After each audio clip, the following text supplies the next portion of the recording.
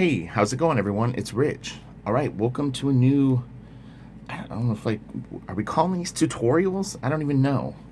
I'm just sharing stuff that I use. Some of them are hacks, some of them are not. This is a pretty standard technique. Well, I don't know if it's standard, but this is going to be how to ink speed lines. Sorry, got a croak in my mouth. How to ink speed lines with a triangle and a Hunt 102. It's a little bit tricky. It's a little bit dangerous. I'm not just saying that. 7. But I would consider this like an intermediate level technique when you use it. You could definitely make a huge mess if you don't do this right. So here we go. I am using, again, Hunt 102 QUILL. It's in just one of those little brown pen holders. Nothing fancy about this at all. And then I put one of those little squishy things that you get at like any sort of Office Depot, just to make the holder a little bit wider. Okay, and this is an inking triangle. So the difference between an inking triangle and a regular triangle is this edge right here is beveled, meaning it's got a little bit of a ridge and a gap between the top and bottom. So when you look for inking tools, you definitely want to seek out an inking triangle. And then what I did just to lift it up a little bit more is I taped this very, very thick card that I think came with like a toy or something like that to the bottom of it. So let me wipe this up a little bit. I did a demo just a second ago, and the paper wasn't very good. So this is actually the Fabriano paper. I just actually tried it out here. The first couple of lines I threw down kind of tore, and I was like, uh-oh, but this was good. So anyway, but yeah, we'll see how it is with speed lines. This will be interesting. So I'm using Ultra Draw ink. I'll put links in the description below of videos that you can do to check out to find out my supplies and stuff like that if you haven't seen it. And all right, so here we go. So I set it on the board.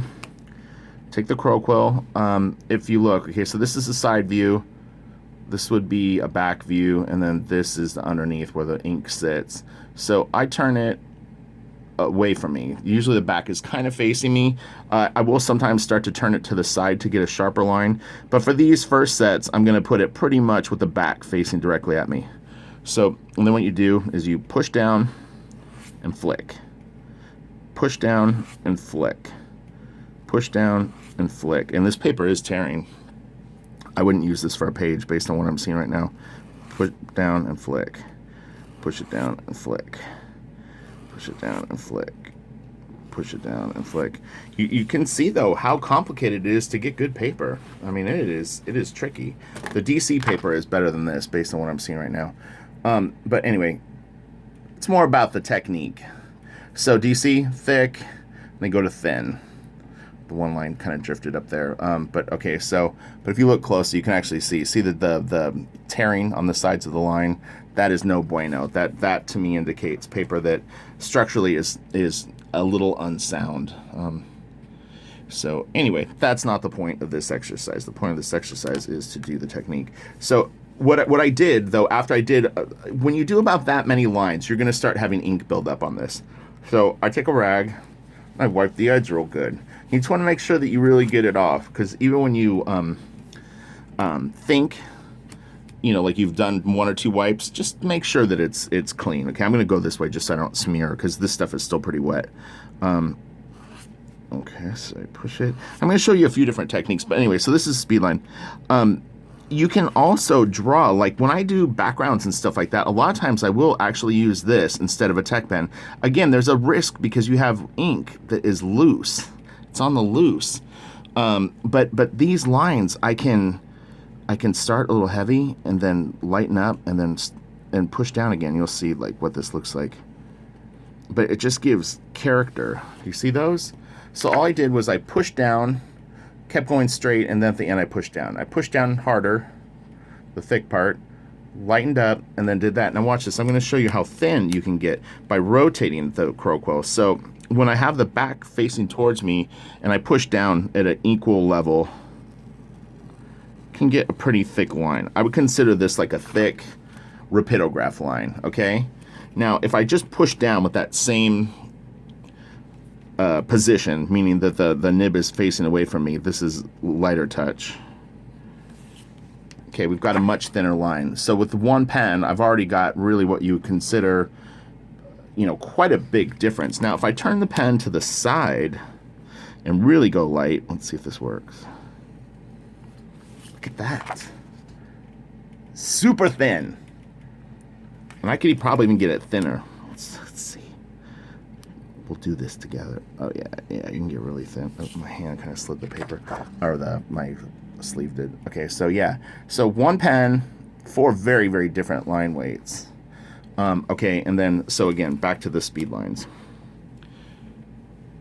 Got the thing, it's clean. Again, this is wet ink, so I have to kind of go to a weird position. And then I slide it a little bit. And this would be a technique that I would practice before you go to the big board if you've never done it. And again, I'm pushing down. What a bummer, this Fabriano paper it's bloody.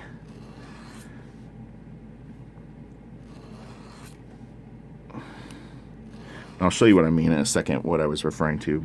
It's like, it looks like when you cut yourself and like, it starts to like seep out. But I mean, a decent set of speed lines. They're not really, like the ends aren't as pointy as I would like them. But look at this. Do you see the paper? All those lines, they're totally like splayed. Something like that. So, okay.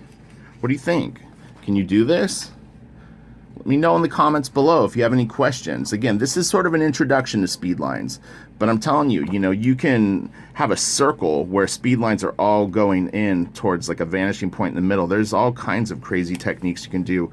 What I think I'm going to start doing with these art tutorial type videos is I'm going to indicate the level of complexity with green being kind of beginner, yellow being intermediate, and then the red zone.